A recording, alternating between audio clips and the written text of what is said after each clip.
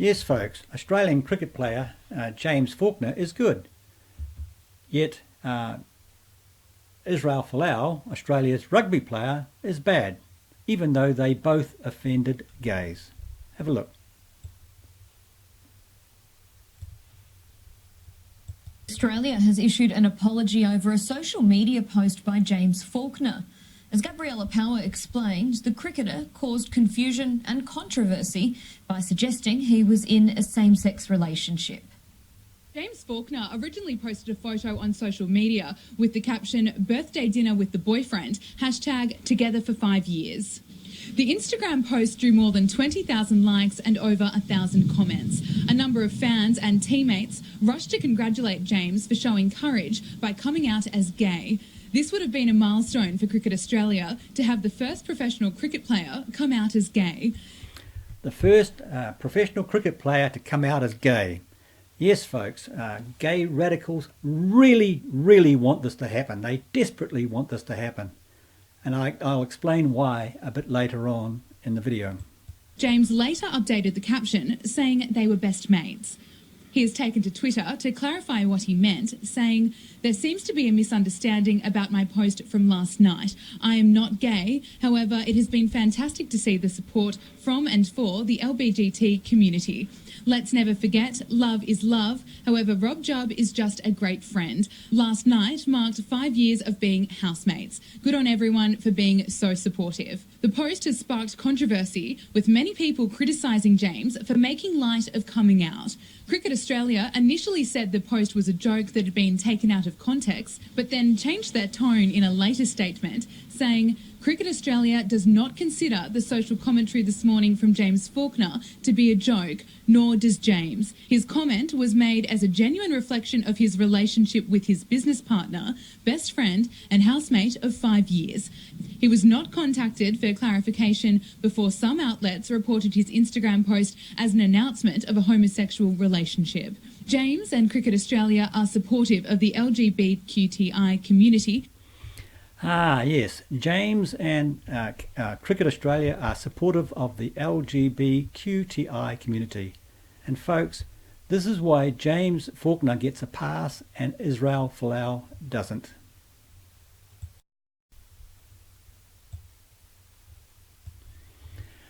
But folks, how did we get here?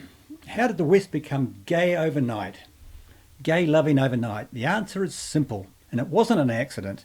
It was clever marketing, clever brainwashing by a couple of gay activists in a book called After the Ball. Have a look. Now folks, it was quite hard to find something on YouTube that clearly covers this book well, but this guy, Mike Winger, does quite well. How did it come to a point in our culture where people are so radically confused about this issue? Where even now, some of you think homosexual acts are wrong, but you feel bad about it. Like you think it's wrong, but you secretly feel like you're doing something wrong, even by thinking it's wrong. How did that happen?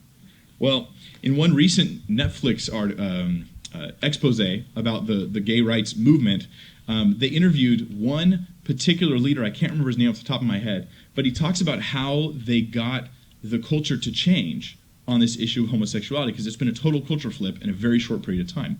And his statement is, we sold it like cereal.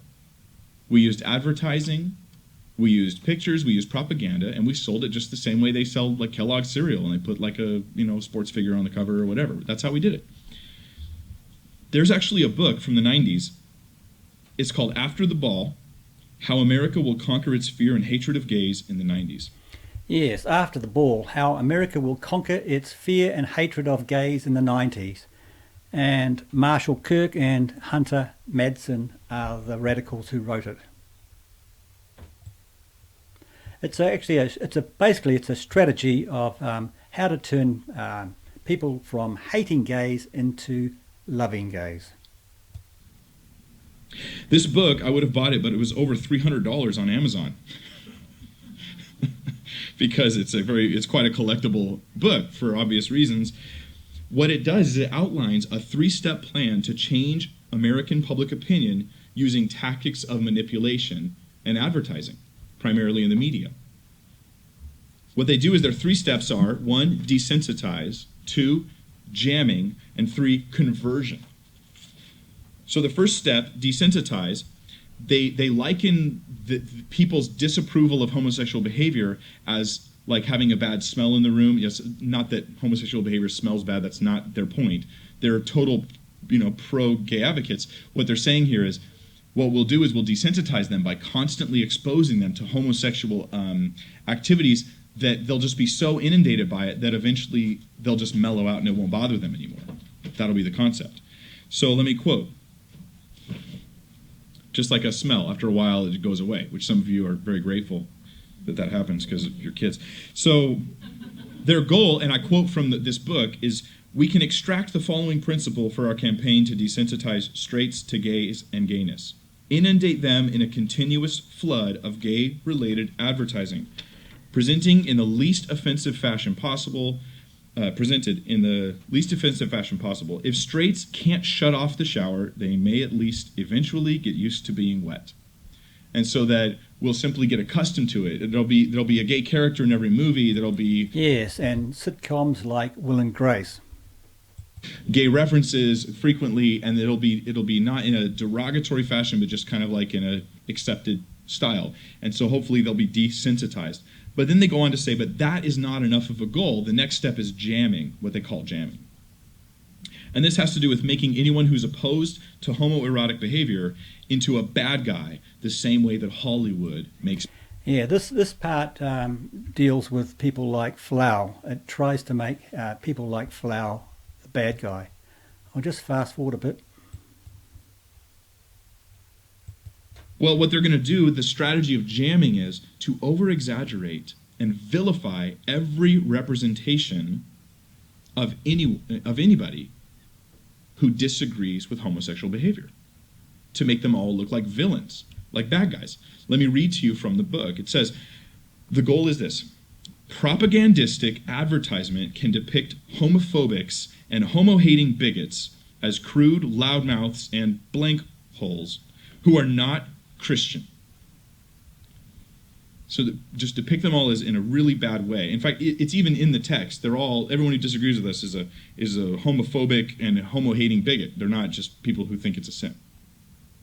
It can show them being criticized, hated, and shunned. It can depict gays experiencing horrific suffering as the direct result of homo-hatred, suffering of which even most bigots would be ashamed to be the cause.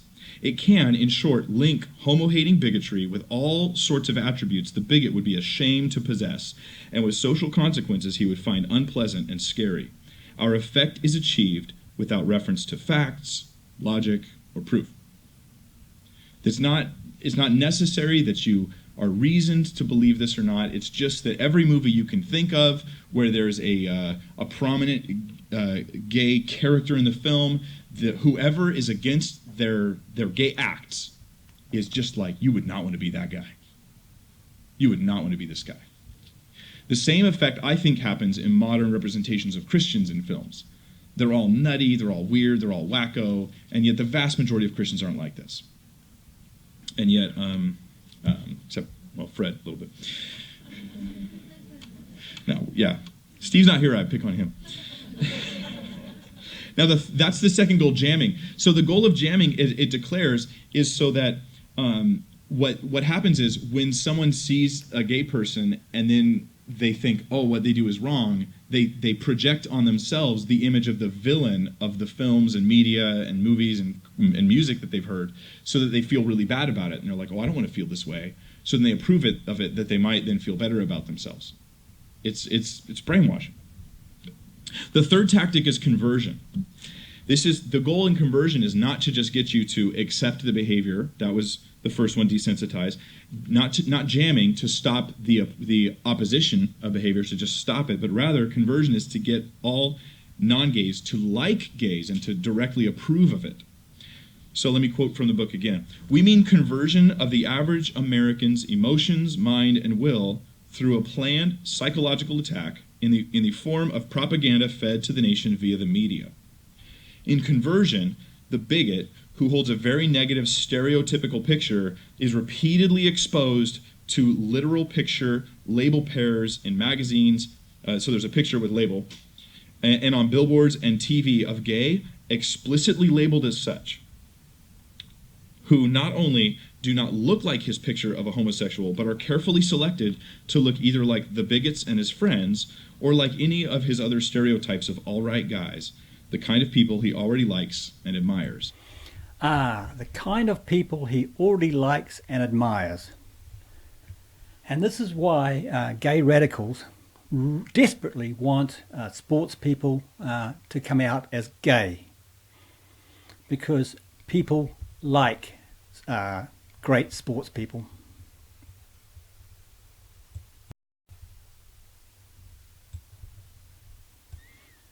Now, folks, you can find out more about the book on the internet, and David Kapelian from WorldNet Daily covers it very well in his book, The Marketing of Evil.